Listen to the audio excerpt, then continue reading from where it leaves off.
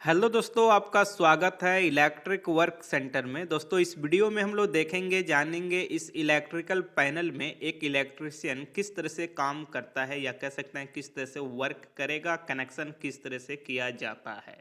ये जो हमारा पैनल है एलटी पैनल है और normally generally LT power supply line के लिए इसका इस्तेमाल किया जाता है। लेकिन कहीं पे भी कोई इलेक्ट्रिशियन इसके अंदर काम करेगा तो कैसे करेगा, किस तरह से कनेक्शन करेगा, ए टू जेड कंप्लीट इस पैनल के अंदर क्या होता है, किस तरह से ये काम करता है, हर पॉइंट को बारीकी से इस वीडियो में हम आपको बताएंगे, दिखाएंगे, समझाएंगे। अगर आप ये जानना चाहते हैं इस पैनल के बारे में, कोई इलेक्ट्रिशियन कैसे काम करेगा, तो आप इस वीडियो को ए टू जेड कंप्लीट पूरा ध्यान से देखिए, सुनिए, समझिए। उसके बाद आपके मन में किसी भी तरह का डाउट, सवाल, सुझाव होता है तो नीचे कमेंट बॉक्स में जरूर लिखिए। तो चलिए आज की वीडियो शुरू करते हैं।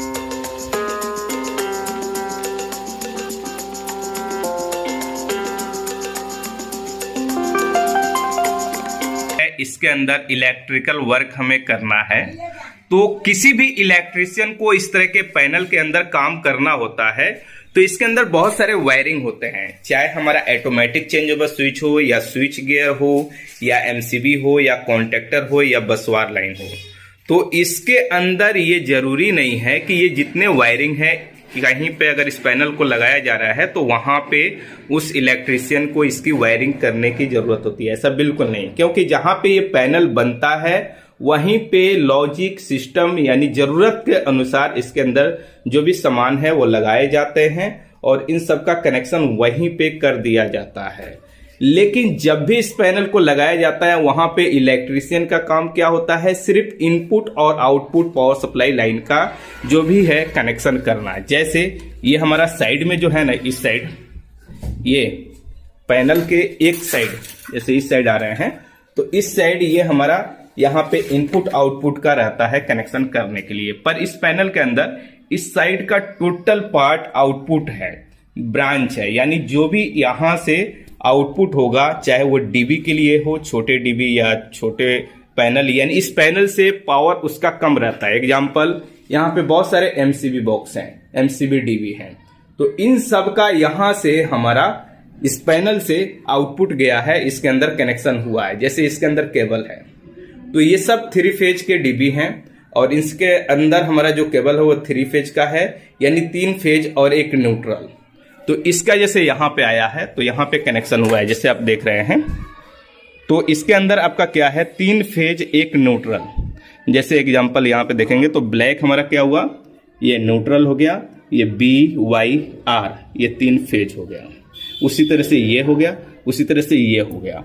तो इसके अंदर सिर्फ हमारा क्या होता है, आउटपुट कनेक्शन किया जाता है। जैसे यहाँ पे ये हुआ है, ये सिंगल फेज के लिए है, तो जरूरत के अनुसार कितना आपको आउटपुट चाहिए, कितना आपका केबल है, कितना यहाँ से लोड चल रहा है, उसके अनुसार ये रहता है। यहाँ पे आप देखेंगे तो कुछ केबल का कनेक्शन नहीं हुआ है, क्योंकि ये केबल जहाँ पे जा रहा है वहां पे वर्क कंप्लीट नहीं है, और वहां पे जब ये जाएगा तो यहाँ पे भी सेम वही चीज है।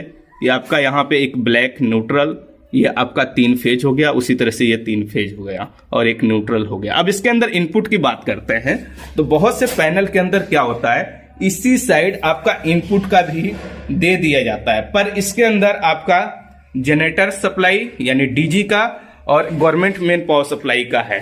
तो इसके लिए बिल्कुल सेपरेट यहाँ पे आप देखेंगे तो इसका स्विच गियर लगा हुआ है। जैसे एक ये है, एक ये है।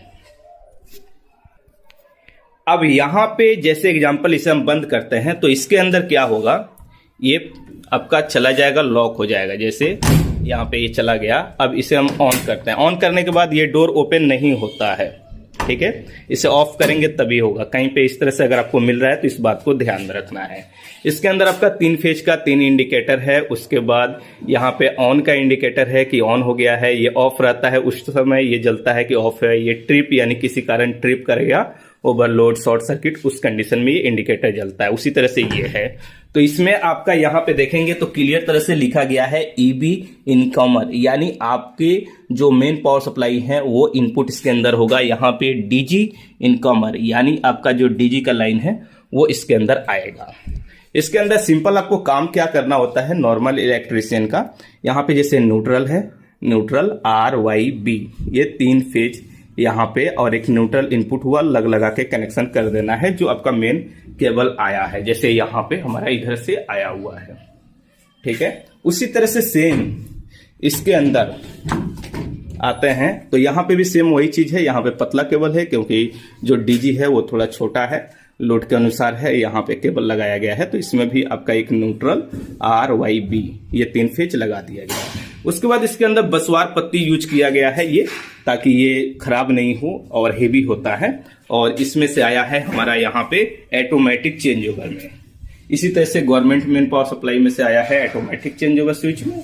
और यहाँ पे ये ऑटोमेटिक चेंज ओवर स्विच जो है वो आपका 250 एम्पियर का है और काफी हेवी है।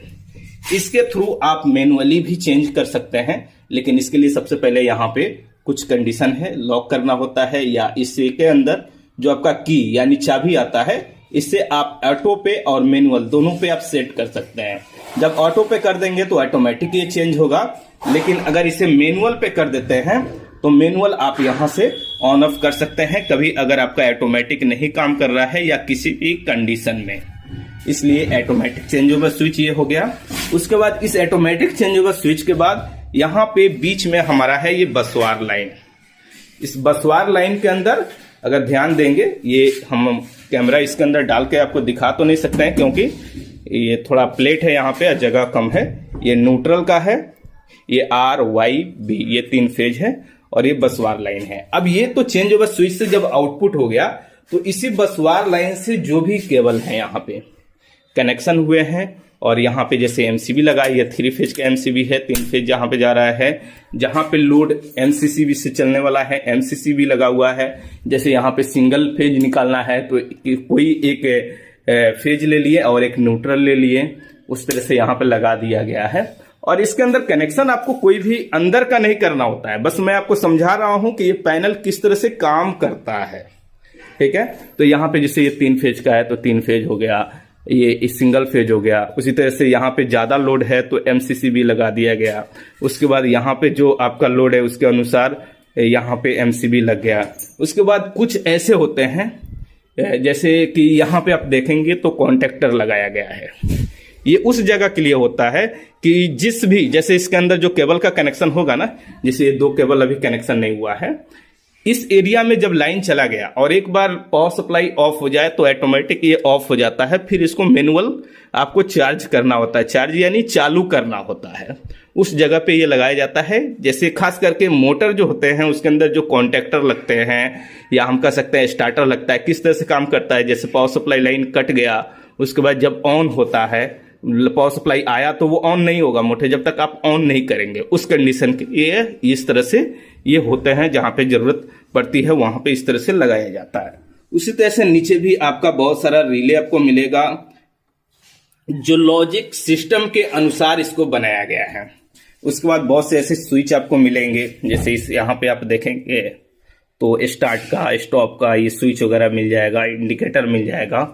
तो इसके अंदर बहुत से ऐसे चीज आपको मिलेंगे, लेकिन ये चीजें खास करके नॉर्मल इलेक्ट्रिशियन के लिए नहीं होता है जहां पे इस पैनल को लगाया जाता है। ये जो चीजें हैं इसके अंदर वायरिंग के जो भी सिस्टम है, वो जहां पे पैनल बनता है वहीं पे इन सब का वायरिंग किया जाता है।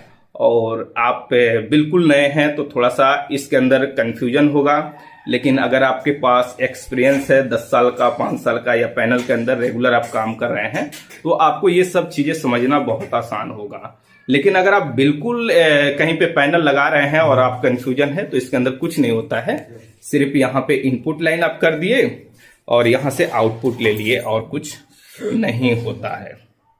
ठीक है, तो चलिए आज की वीडियो में जो हमने आपको दिखाने और बताने समझाने की कोशिश की है शायद आप समझ गए होंगे।